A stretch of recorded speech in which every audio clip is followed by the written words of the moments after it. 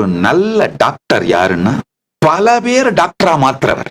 வர்ற பேஷண்ட்ஸ்க்கெல்லாம் எத்திக்ஸோட உடல் நலத்தை அளிப்பவர் மருத்துவர். ஒரு நல்ல குணப்படுத்துபவர். அதை தாண்டி பல மருத்துவர்களை உருவாக்குகின்றவர் தான் ஒரு நல்ல டாக்டர், நல்ல மருத்துவர். எல்லா துறைக்குமே இதுதான் விதி.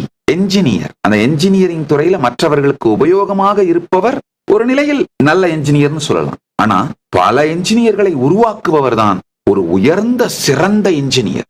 எந்த ஒரு சிஸ்டத்தையும் மேனிப்புலேட் பண்ணி தன்னுடைய சுயநலத்திற்காக மற்றவர்களை அழிப்பவன் அசுரன். எல்லா சிஸ்டத்திலையும் அசுரன் இருப்பான். உதாரணத்துக்கு இந்த விவசாயத்துறையில அசுரன் யாரை தெரியுமா சொல்லலாம்? விவசாயிகள்ட்ட இருந்து விளைபொருளை ரொம்ப குறைந்த விலைக்கு வாங்கிட்டு அந்த விளைபொருளை அதிக விலைக்கு வச்சு விற்று வாங்க முடியாத மக்களுக்கு அந்த பொருள் கிடைக்கலைன்னா கூட பரவாயில்ல, ஆனா குறைந்த விலைக்கு கொடுக்க மாட்டேன்னு விற்காத இருக்கிற பொருளை கூட குறைந்த விலைக்கு கொடுக்க மாட்டேன்னு அந்த விற்காத பொருளை அழிக்கிறான் பாருங்க.